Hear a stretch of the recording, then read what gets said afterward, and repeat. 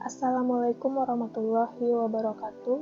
Saya Surya Dwi Astuti dari Program Studi Teknik Elektro Universitas Mula Warman. Di sini saya akan menjawab dari ujian tengah semester mata kuliah pemrograman mobile. Nah, kita langsung masuk ke dalam soalnya. Yang pertama itu, activity dan fragment pada Android memiliki life cycle. Manakah dari fungsi-fungsi yang berhubungan dengan life cycle di bawah ini yang hanya ditemukan pada fragment? Nah, dari jawaban A sampai E, di sini yang hanya ditemukan pada life cycle fragment adalah one crate view. Jadi jawabannya adalah D, one crate view. Yang kedua, jika kita memiliki activity dengan layout seperti ini, di sini activity-nya ada linear layout, menggunakan linear layout, kemudian fragment layout. Kode pada file Java yang dapat kita gunakan untuk menempatkan fragment pada activity tersebut adalah, jawabannya adalah A, di mana sebelum kita membuat fragment itu kita harus mengetahui urutan yang harus kita ikuti. Nah, yang pertama itu adalah sebelumnya kita akan memulai transaksi. Nah, memulai transaksi itu adalah dengan menggunakan get fragment manager dan begin transaction. Nah, di sini akan memulai transaksi. Kemudian selanjutnya adalah kita mengganti isi kontainer dengan fragment baru, yaitu replace. Kemudian ini adalah untuk mengubah fragment barunya. Dan selanjutnya adalah kita dapat menambahkan commit untuk menjalankan proses tersebut. Nah, jadi untuk jawaban nomor 2 adalah A. Yang ketiga, tipe drawable yang dapat kita gunakan untuk membuat background button berubah saat mouse diarahkan pada button tersebut adalah, nah untuk yang A sendiri itu untuk menggambar seluruh grafis 2 dimensi secara dinamis. Jadi bukan itu. Yang B adalah layer drawable. Itu untuk itu adalah kumpulan dari beberapa layer. Nah, kemudian yang C itu adalah stateless drawable. Nah, itu adalah tipe drawable yang menggunakan beberapa gambar untuk satu grafik yang sama tergantung dari kondisi objek tersebut. Jadi contohnya sesuai dengan soal itu dapat kita gunakan untuk membuat background button berubah saat mouse diarahkan pada button tersebut. Dan jawabannya adalah yang C, stateless drawable. Nah, nomor 4 adalah buat Android Studio Project sesuai judul tugas besar dan besar Anda dengan minimal 3 activity. Lengkapi dengan semua user interaction, image, menu, navigation, dan lain-lain yang relevan dan menggunakan adaptive layout. Nah, di sini saya menggunakan aplikasi pemesanan pada kafe.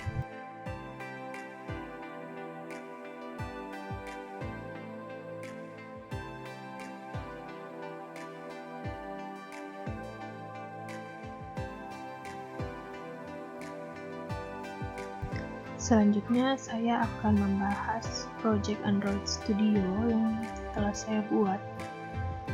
Nah, di sini saya membuat aplikasi pemesanan pada kafe. Saya menggunakan 3 activity pada layout. Di sini ada activity man, activity menu, activity stroke. Kemudian di Java-nya ada main activity, menu, dan stroke. Yang pertama yang kita bahas adalah activity main. Nah, activity main di sini ada edit text untuk memasukkan nama pelanggan. Kemudian button di sini untuk button menu.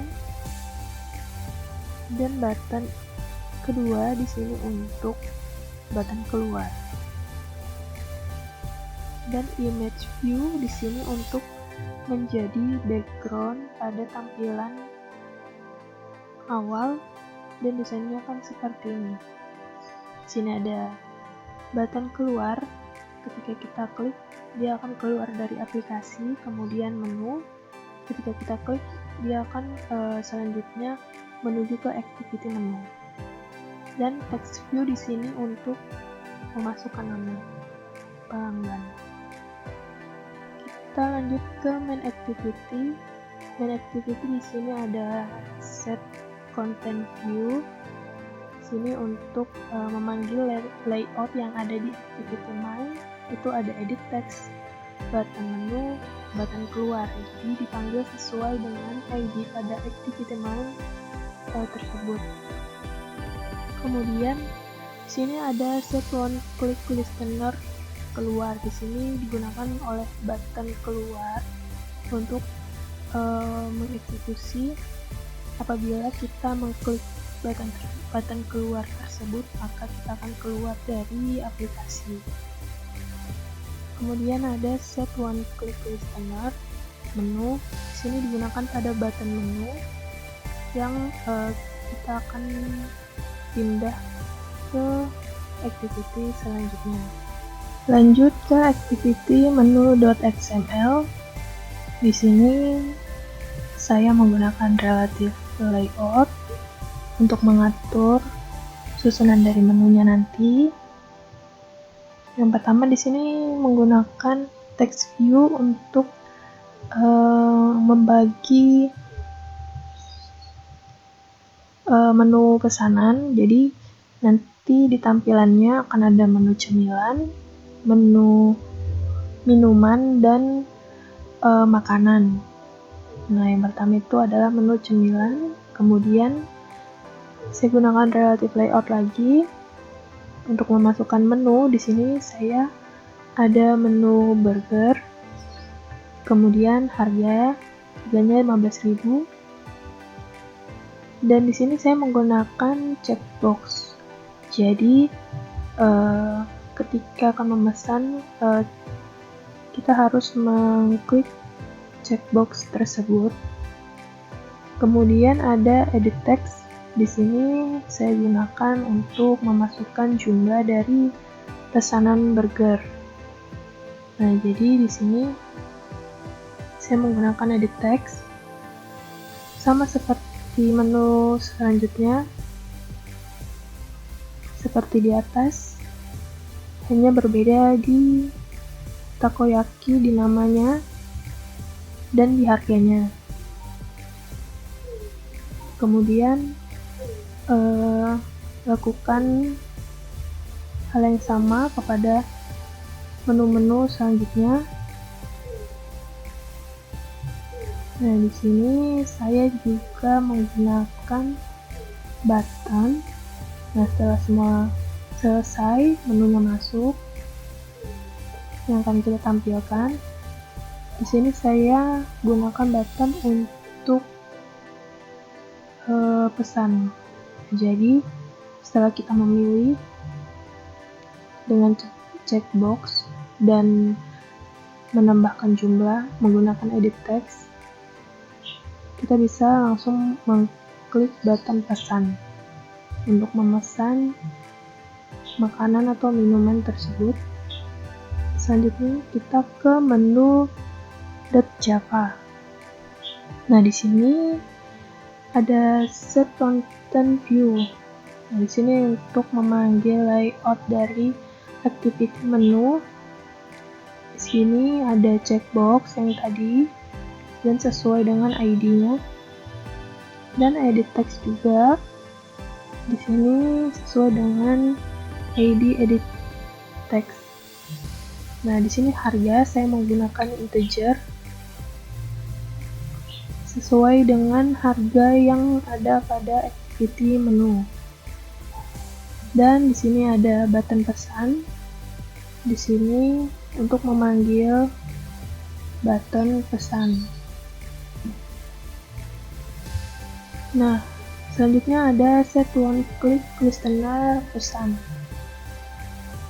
Nah, jadi ketika kita mengklik button pesan, di sini akan terjadi perhitungan. Jadi ketika kita mengklik burger pada checkboxnya akan terhitung dan jumlahnya juga. Jadi nanti akan dihitung jumlah pesanan burgernya dengan harga burger. Nah, ini nanti akan ditampilkan pada hasilnya akan ditampilkan pada stroke. Nah, nanti akan muncul ke stroke.class ini. Total semua yang telah kita pesan ketika kita mengklik button pesan. Selanjutnya kita ke activity stroke.xml. Di sini saya menggunakan ada 5 text view. Yang pertama untuk menampilkan teks pesanan Anda, kemudian untuk menampilkan total pesanan, jadi apa saja yang sudah kita centang, kemudian untuk menampilkan teks total pembayaran, serta yang terakhir untuk menampilkan seluruh total harga yang harus dibayar. Dan text view selanjutnya itu untuk menampilkan teks ucapan terima kasih. Selanjutnya ke stroke.java. Nah, sama seperti sebelumnya, di sini kita memanggil activity pada activity stroke. Nah, setelah itu nanti sini akan menampilkan orderan dan jumlah. Untuk aplikasinya nanti saya akan tampilkan sebagai berikut.